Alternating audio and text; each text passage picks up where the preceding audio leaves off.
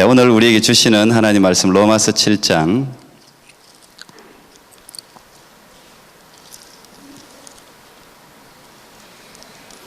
로마서 7장 25절부터 8장 2절까지 말씀입니다.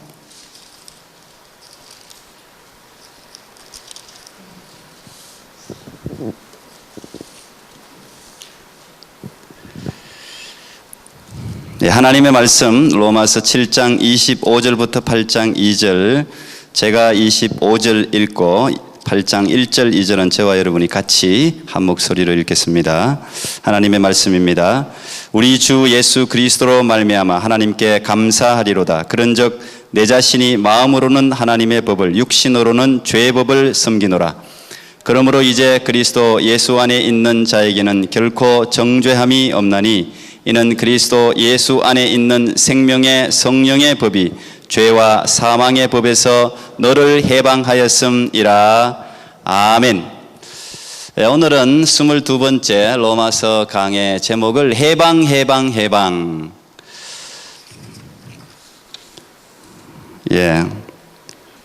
우리 영어로는 freedom 이렇게 써놨는데, 우리가 잘 아는 격언 중에 자유가 아니면 죽음을 달라. 너무 유명해진 말이죠. 여러분 잘 알다시피 패트릭 헨리라는 사람이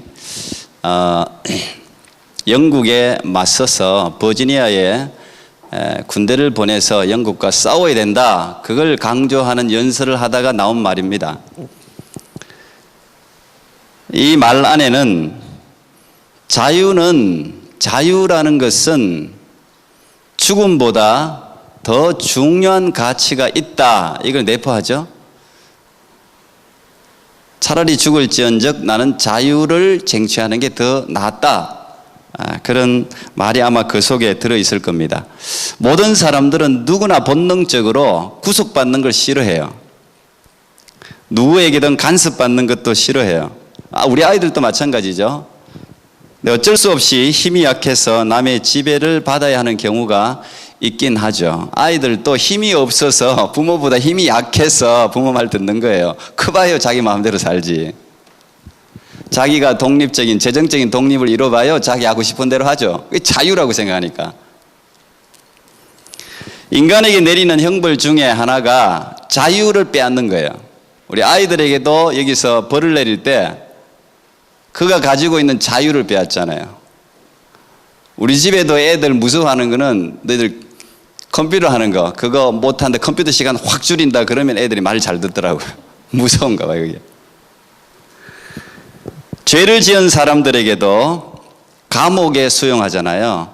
감옥에 수용한다는 것은 그들의 자유를 제한시키겠다, 그런 말이죠. 하고 싶은 대로 할 수 있는 게 아니고 감옥에 있는 룰에 따라서, 그 법에 따라서 살아야 돼요. 그걸 우리는 벌로 줍니다, 사람들에게. 그만큼 사람들은 자유를 향한 갈구가 있어요. 우리 안에 본능적으로 있어요. 왜? 하나님이 자유니까. I am who I am. 나는 자유다, 이 말이잖아요. 하나님은 우리가 하나님의 형상으로 만들어졌기 때문에 우리는 하나님을 따라서 자유하고자 하는 이 자유에 대한 갈구가 누구에게나 본능적으로 우리 마음속에 숨어져 있어요.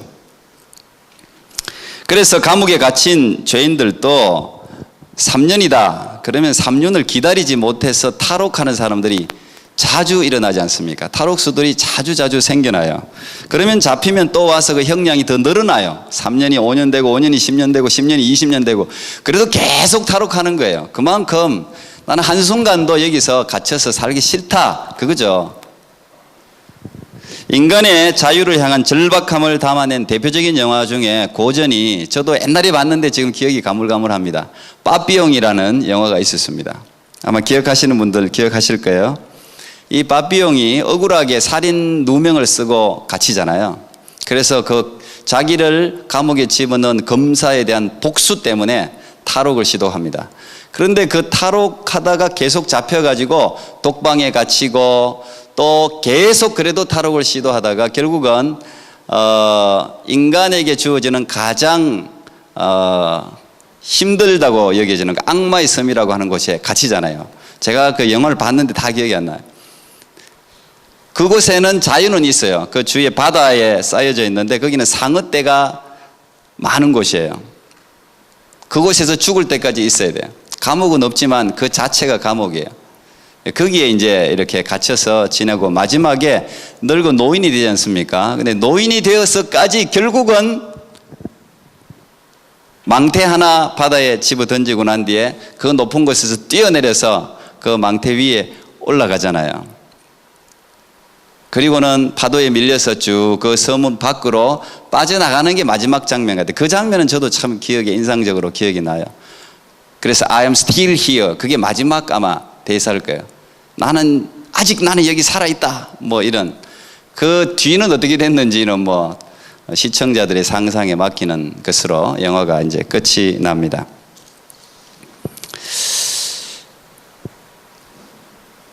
개인의 자유도 이렇게 억압받는 걸 굉장히 힘들어해요. 우리 모두가. 여러분 모두가 마찬가지예요. 저도 싫어하고 여러분들도 싫어해요. 그런데 개인의 자유를 억압하는 것보다 더 비참한 건 국가적인 자유가 억압받는 거, 뺏기는 거. 근데 그걸 우리나라는 경험했어요, 이미. 우리가 다 알다시피 1910년에 국권을 일본에 뺏겼습니다. 그리고 그게 몇 년 지속됐습니까? 저도 경험하지 못했고 여러분들도 대부분 다 경험하지 못했겠지만 그 잔재가 지금까지도 한국에 엄청나게 남아 있습니다. 1945년에 일본이 항복을 선언함으로 우리나라에 해방이 찾아오죠. 그래서 우리는 8월 15일을 광복절, 그래서 사실 이 프리덤하고 리버티 그리고 광복하고 해방, 내가 이걸 좀 설명하고 싶은데 사실은 이 지금 시간이 제가 아무리 재봐도 너무 시간이 없어요. 나중에 한번 기회가 되면 미묘한 차이가 있어요. 해방과 광복, 이것 때문에 많이 싸웠습니다. 광복이라는 이름을 택하느냐 해방이라는 이름을 택하느냐. 오늘 여기도 해방이라고 이렇게 나오잖아요. 해방하였습니다 이렇게 나오는데 어쨌든 이런 단어 하나를 쓸 때도 우리는 무심코 쓸지 모르겠지만 고민하는 사람들은 엄청난 고민 가지고 이걸 쓴다는 사실을 한번 우리가 생각하면 성경을 읽을 때도 이런 단어를 선택한 걸 한번 생각할 필요가 있다는 것을 먼저 한번 말씀을 드리고 싶어요. 어쨌든 지금 여러분들이 보고 있는 화면은 서대문 형무소에 갇혀있던 독립투사들이 1945년에 8.15 해방이 되고 난 뒤에 감옥에서 다 풀려나는 장면이에요. 저 사람들이 무슨 죄가 있습니까? 국가를 위해서, 그냥 국가의 독립을 위해서 투쟁하다가 다 잡힌 거예요, 전부. 그런데 해방이 되니까, 일본 천황이 항복하니까 다 풀려나는 거예요. 다 풀려나는 거예요. 해방이 이런 거예요, 해방이. 해방이 이념적인 게 아니에요. 실제적인 거예요, 해방. 완전히 국권도 뺏겨 있다가 사실은 뭐 1945년에 8월 15일은 완전한 해방은 아니죠. 국권을 우리가 가진 건 아니니까 1948년 8월 15일이 이제 국권을 우리가 가지게 된 날이죠, 사실은. 어쨌든 이 해방은 모든 사람들의 삶을 확 바꾸는 거예요. 그전에는 학교에서 공부를 할 때도 일본 경찰이 옆에 있어요. 마음대로 가르치고 싶은 거 가르칠 수도 없어요. 일본말 배워야 돼요. 이름을 일본 이름으로 바꿔야 돼요. 모든 자유가 다 구속받아요. 그런데 해방이 되니까 숨통이 트이는 거죠. 일본 경찰이 일단 교실에 없는 것만 봐도 그냥 숨통이 트이는 거예요. 얼마나 희열을 느꼈겠습니까? 그래서 만세를 저렇게 막 부르지 않습니까? 만세, 해방됐단 말이에요. 해방, 우리가 자유를 얻었단 말이죠. 오늘 바울이 선언하는 게 이런 거예요. 이런 거. 사실 엄청난 감격이 여기에 있어요. 7장과 8장이 딱 이 7장 25절과 8장 1절 2절을 중심으로 확 바뀌는 거예요. 내용이, 배경이, 분위기가 확 바뀌는 겁니다. 엄청난 내용이죠, 사실은.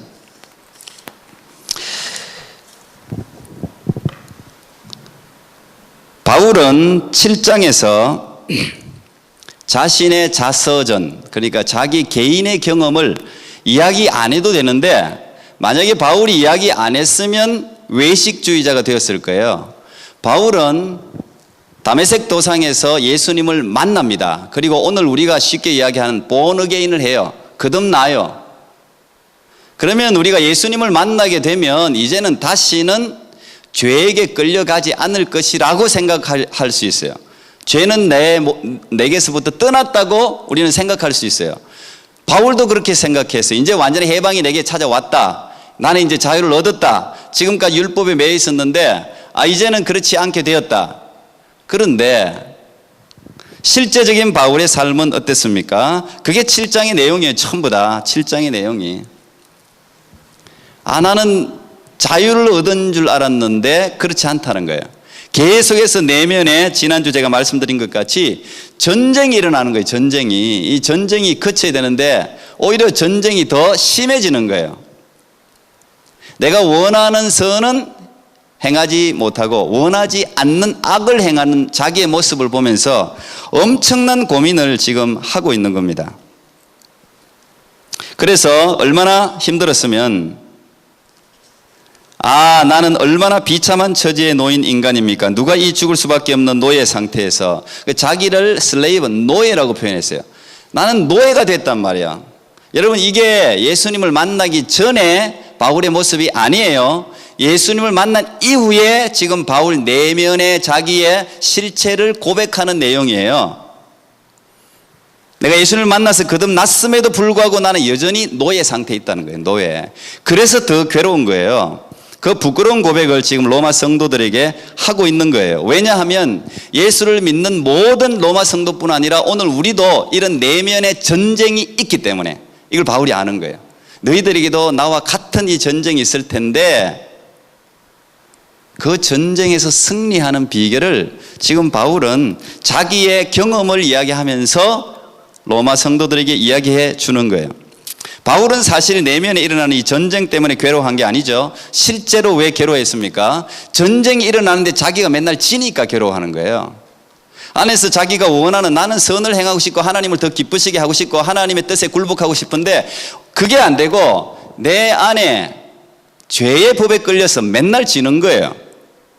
그게 더 괴로운 거예요. 내가 예수 믿게 됐는데 예수를 믿는데 예수를 알게 됐는데 거듭났는데 왜 자꾸 나는 질까 말이에요.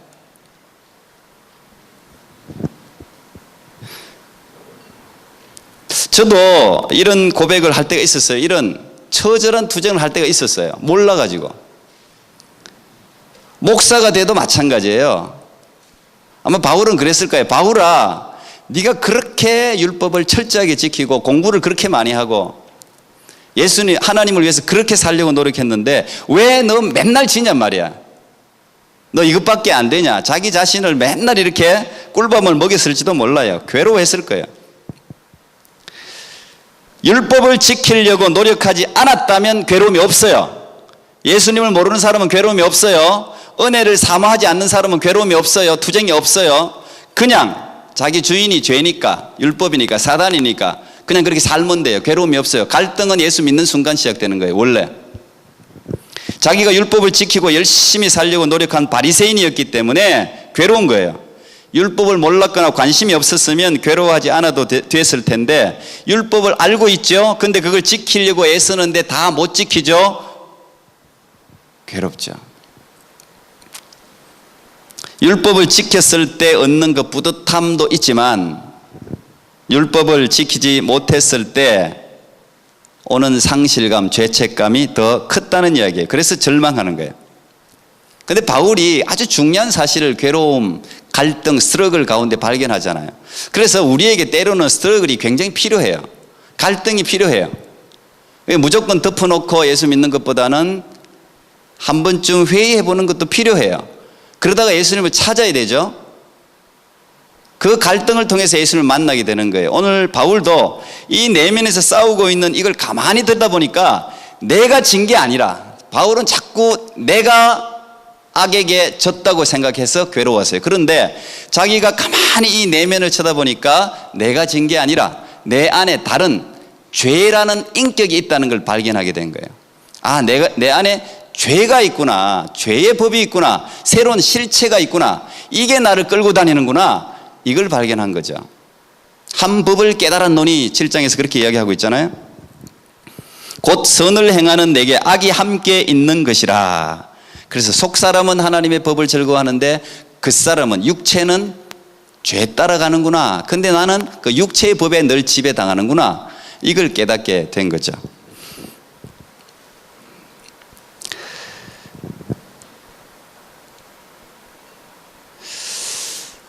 그래서 바울이 이 7장 24절 한마디로 자기의 괴로움을 노출시키면서 고백하는 게 오호라 오호라 나는 공고한 사람이로다. 이 사망의 몸에서 누가 나를 건져내랴. 여러분, 이런 탄식이 있어야 구원에 대한 갈망이 생겨요. 제가 그랬잖아요. 이 로마서는 가장 먼저 바울이 1장을 시작하면서부터 인간을 절망시킨다고. 너는 죄인이다. 네가 죄의 목록을 엄청나게 3장까지 기록하면서 절망해야 된단 말이죠. 누가, 나는 도저히 내 노력과 의지로는 이 사망에서 벗어날 수 없는 연약한 존재라는 사실에 대해서 절망해야 구원에 대한 여망이 생긴단 말이에요. 내 힘으로 안 되니까 그때 하나님 찾는단 말이죠. 그게 지금 로마서가 계속 이야기하는 거예요. 바울도 결국은 내 의지, 율법주의적인 거, 의 이런 거 오호라 나는 공고한 사람이다.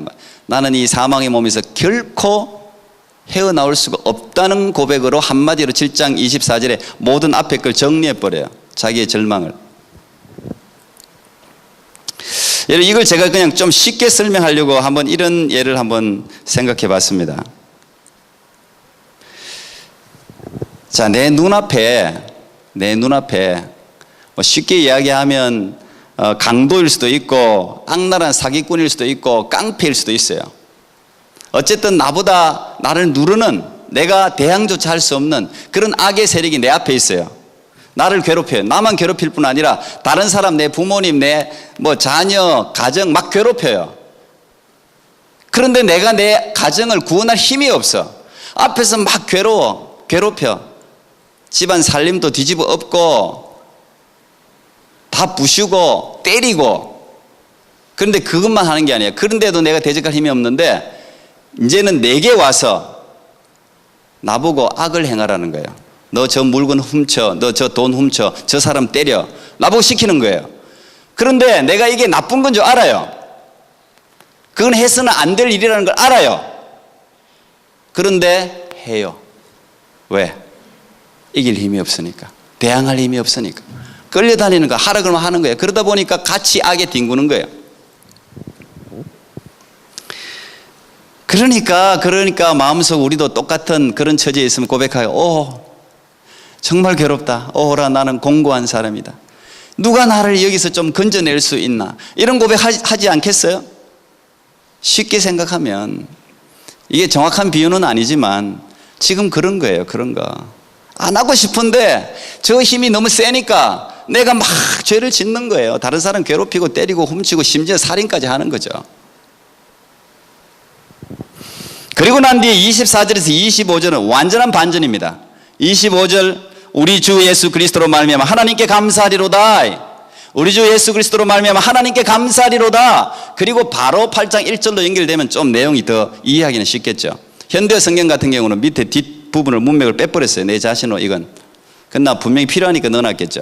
어쨌든 우리 주 예수 그리스도로 말미암아 하나님께 감사하리로다. 다시 말하면 내게 구원자가 나타난 거예요. 내가 저 사람에게 대항도 못하고 저 사람 시키는 대로 막 죄를 짓고 나쁜 짓 하고 괴로워 죽겠는데 갑자기 저 사람보다 더 힘센 구원자가 나타난 거죠. 나한테. 마치 미국 영화에서 등장하는, 미국 영화 히어로 많이 만들어내잖아요. 슈퍼맨, 배트맨.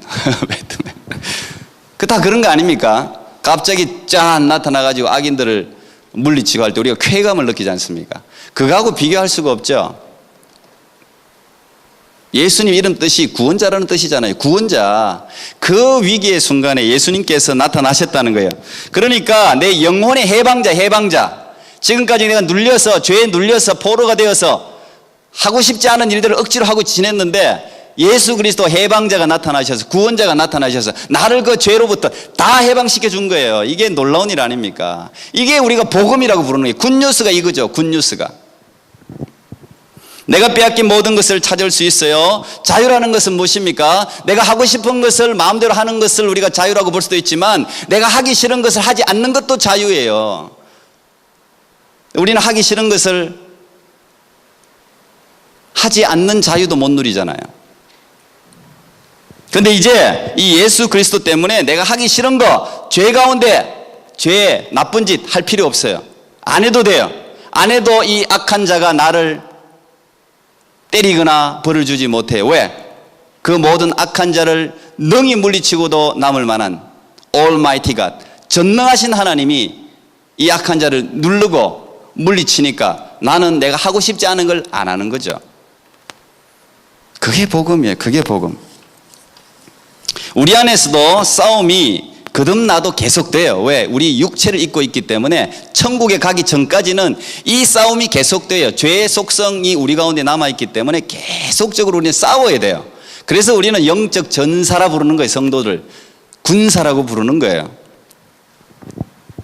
근데 우리가 알아야 될 것은 우리의 싸움은 구원받기 위한 싸움이 아니죠. 구원받기 위해 싸우는 게 아닙니다. 우리는 이미 구원받았어요. 우리가 구원받았기 때문에 하나님의 자녀로 대항하며 싸우는 거예요. 우리의 투쟁은 의로워지기 위해서 투쟁하는 게 아니죠. 우리는 이미 예수 그리스도 의를 전가받았어요. 이미 의인이 됐어요. 그런데 여전히 남아있는 육체에 대항해서 이 의인으로 명목상의 의인이 아니라 실제적인 의인이 되기 위해서 싸우는 거예요. 그걸 우리는 성화라고 부릅니다. 우리 모두는 이 성화의 과정 가운데 있는 거예요. 성화의 과정 가운데. 그 싸움은 천국에 입성할 때까지 계속되죠. 그런데 우리는 승리를 이미 내가 승리했다 말할 수 있어요. 왜요? 예수님 때문에. 예수님이 이 승리의 열쇠를 우리에게 주셨기 때문에. 예수님이 내가 세상을 이겼노니 선언했잖아요. 그리고 모든 세상 사람들이 두려워하고 아직도 정복하지 못한 죽음을 박차고 일어났잖아요. 부활이 그래서 위대한 사건이에요. 부활이 없었으면 우리의 믿음도 헛된 거죠. 죽음을 이기고 승리하셨기 때문에 우리도 그 부활에 동참했죠. 같은 열매, 같이 죽었고 같이 살아나는 거예요. 그래서 우리는 승리를 이야기할 수 있는 거죠.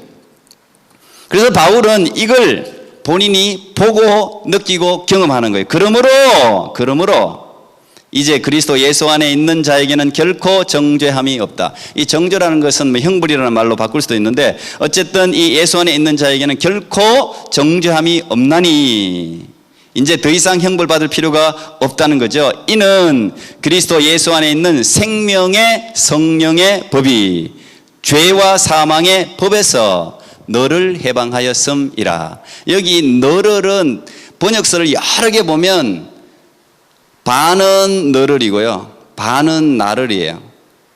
여기 영어 성경도 set me free 그럴 때 내가 from sin 죄로부터 자유케 되었다. 이 사실은 자기의 고백을 하고, 그러나 너라고 해도 아무 상관없어요. 하나님이 예수 그리스도께서 바울이 자유함을 얻었을 뿐 아니라 이 예수를 믿는 우리 모두에게 이런 자유함이 얻어졌다는 거예요. 이 생명의 성령의 법이 우리가 예수 안에 있을 때 예수님 안에는 생명이 있잖아요. 예수님은 살리는 영 아닙니까? 살리는 영. 사단은 죽이지만 예수님은 살리잖아요. 그래서 예수 안에만 있으면 이 생명, 그냥 예수 안에만 있으면 생명이 넘치는 거예요. 생명의 성령의, 성령도 생명의 영이에요. 성령이 불면 다 살아나요. 다 살아나. 그래서 성령의 바람이 우리 가운데 부는 게 중요하죠. 근데 이 생명의 성령의 법이 예수 믿는 순간 예수님이 이 안에 우리 안에 있는데 우리가 이걸 모르는 거예요. 그래서 계속 지는 거예요. 그래서 바울이 뭐 합니까? 그래서 기도하는 거예요. 기도. 오늘 이 여러분 7장 8장을 보면 8장에 성령이라는 단어가 여러 번이나 등장합니다. 그냥 영이라는 단어까지 치면 21번 등장합니다. 성령, 영. 7장에는 율법, 법이라는 단어가 7장에는 꽉 들어차 있는데 8장에는 성령, 영이 꽉 들어차 있어요. 완전히 다른, 대조적으로 나타나고 있죠. 성령이 아니고는 우리가 죄의 법을 이길 수가 없다는 거예요. 그런데 이 성령은 기도할 때, 그래서 8장은 여러분 쭉 읽어보면 성령과 간구, 성령과 부르짖음, 성령과 기도가 연결돼서 계속 나타나요. 기도가 그래서 중요한 거예요. 기도가. 우리가 완전한 해방, 자유를 누리기 위해서는 기도하는 자에게 이 자유의 선언이, 자유가 보장되는 거예요. 그걸 아는 거예요. 이걸 선포할 수가 있는 거예요. 여러분, 기도하지 않고 성령이 충만하지 않으면 육체의 소욕을 제거할 수 없어요. 이제 다음 주에 제가 육체의 법, 성령의 법에 대해서 말씀드릴 텐데, 절대 못 이겨요, 여러분. 이길 수가 없어요. 바울도 못 이기잖아요. 이런 사람도 계속해서 끌려다니고, 오라 나는 공고한 사람이로다, 괴로워하잖아요. 이길 수가 없죠. 그런데 참 희한해요. 성령이 충만하면요, 싸움이 정리돼 버려요. 참 놀라워요. 저는 매주 엘리야 기도회 할 때마다 이걸 경험합니다. 우리 교회 엘리야 기도회가 성령 충만한 기도회예요. 성령이 충만하면 노력할 필요가 없어요. 노력할 필요가. 하나님의 은혜라는 것은 노력해서 얻어지는 게 아니에요. 저절로 생기는 거예요. 그래서 요한복음 15장에는 열매는 저절로 맺어지는 거지, 무슨 나무가 열매를 맺겠다고 노력해서 맺어지는 게 아니에요. 그냥 수분만, 양분만 흡수하면, 예수님한테 붙어만 있으면 저절로 열매가 맺어지는, 그게 신앙생활이에요. 그래서 즐거운 거예요. 그래서 성령이 충만하면 저절로 육체의 소욕이 사라져 버려요. 참 희한해요. 그전에는 갈등이 있어요. 갈등. 여러분에게 왜 갈등이 있는 줄 아세요? 성령 충만하지 않으니까. 세상에 속해 있기 때문에 갈등이 있어요. 이거 오늘 교회 가야 되나 말아야 되나, 이거 헌금해야 되나 말아야 되나, 이거 봉사해야 되나 말아야 되나, 선교해야 되나 말아야 되나, 이런 갈등은 여러분에게 성령 충만하지 않으니까 갈등이 있는 거예요. 제가 청년들한테 엄청나게 많이 강조하는데, 갈등은 항상 인생이 정리되지 않은 사람에게 생기는 거예요. 확고하게 정리된 사람은 갈등이 없어요. 쉬워요. 11조 하는 거 쉬워요. 정리해버리면 쉬워요. 아무것도 아니에요. 정리가 안 됐으니까, 갈등이 안 됐으니까 성령 충만하면 너무 쉬워. 하나님의 뜻을 받아들이는 게 너무 쉬워요. 이게 성령께서 하시는 역할이에요. 고민할 필요도 없어요. 저절로 결정돼요. 성령의 소욕을 따라 행동하면 저절로 성령 열매가 맺어지는 거예요. 참 놀라워요. 사람이 저렇게 갑자기 바뀔 수 있나? 바뀔 수 있어요. 예수 믿으면 사람이 180도 바뀔 수 있어요. 근데 그게 유지하기가 어려워. 예수 안에 계속 있어야 되거든. 나는 그걸 믿어요. 20명을 죽인 살인마가 천사가 될 수 있어요. 시너가 세인트 되는 거 별거 아니에요. 세인트가 시너 되는 거 별거 아니에요. 아무 별 백지한장 차이예요.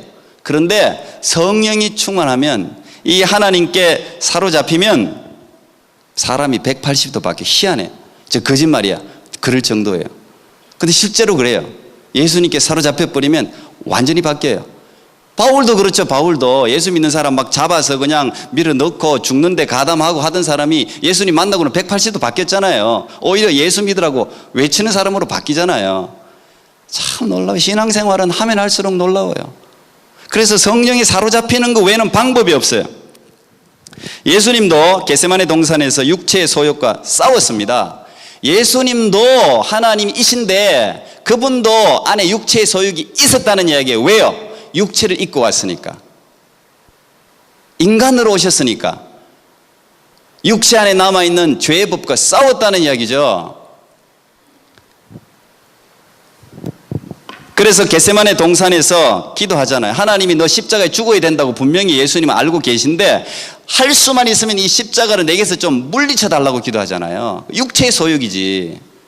그게 얼마나 힘든가 아니까. 할 수만 있으면. 그래서 기도하잖아요. 땀방울이 핏방울 될 때까지 기도하잖아요. 그래서 제자들에게 뭐라 그럽니까? 너희들이 시험에 들지 않게 깨어있어 기도하라. 마음은 원이로되 육신이 약하도다. 마태복음 26장 41절에 나와요. 예수님의 이 가르침과 바울의 가르침이 딱 일치합니다. 마음은 원이로되 육신이 약하도다. 이게 바울식으로 표현하면 마음으로는 하나님의 법을, 육체로는 죄의 법을 섬기노라. 똑같은 말이에요. 이게 똑같은 말. 예수님이 이걸 너무 잘 안다는 것이죠. 그래서 어떻게 해요? 육체의 소욕을 따르지 않기 위한 비결 딱 한 가지밖에 없는데, 그게 뭐라고요? 기도하는 거. 그래서 예수님이 그 모범을 보인 거예요. 예수님 자체도 싸웠으니까. 그래서 겟세마네 동산에서 기도할 때 하나님의 성령이 도왔다, 천사가 도왔다, 그렇게 표현되어 있는데, 그러니까 하나님의 뜻대로 이루어지이다. 하나님의 뜻을 받아들이기가 쉬운 거예요. 기도하고 성령이 충만하니까 자기 목숨은 하나도 아깝지 않고 하나님의 뜻이 더 귀한 거예요. 그건 성령 충만하면 저절로 되는 거예요. 저절로. 그래서 예수 믿는 사람, 잘 믿는 사람 우리 보면서 저 사람 신기하네. 저렇게 사회에서 저렇게 인정받는 사람이 교회에서 머슴하고 주차하고 뭐 관리하고 뭐 청소하고 자기의 지위와 이런 걸 버리는 게 아무것도 아니거든요. 성령 충만하면.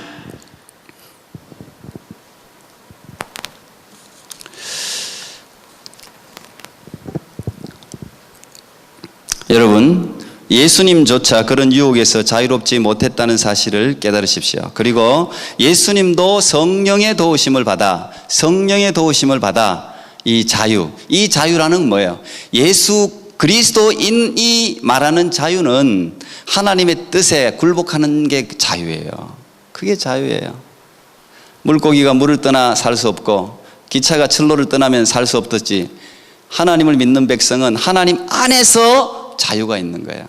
밖으로 나가면 죽는 거다. 그 안에 자유.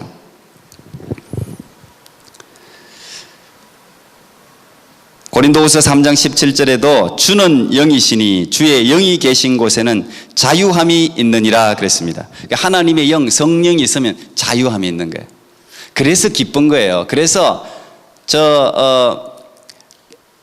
서울의 여의도 순복음교회 조영기 목사님의 장모님 최자실 목사님도 빚더미 때문에, 갚을 수 없는 빚 때문에 약 하나 들고 자살하려고 산에 올라가서 약 먹고 죽으려고 했는데 바람이 불어서 그 약을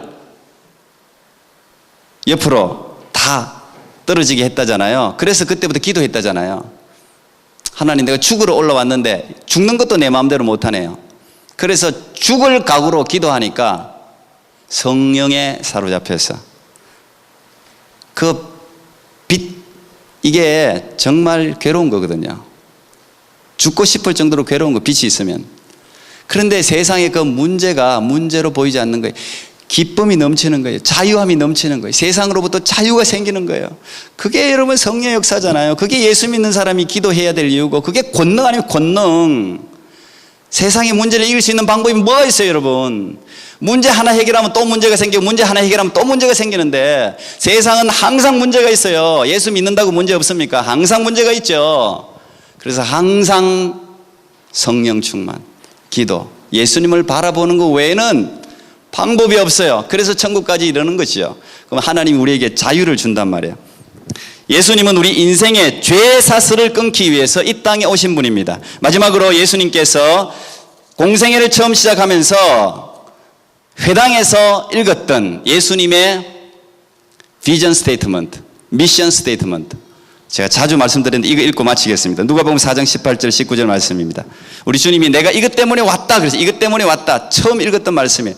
이사야 말씀인데, 주의 성령이 내게 임하셨으니 이는 가난한 자에게 복음을 전하게 하시려고 내게 기름을 부으시고 나를 보내사 포로된 자에게 자유를, 눈먼 자에게 다시 보게 함을 전파하며 눌린 자를 자유롭게 하고 주의 은혜의 해를 전파하게 하려 하심이라. 기도하겠습니다. 하나님 감사합니다.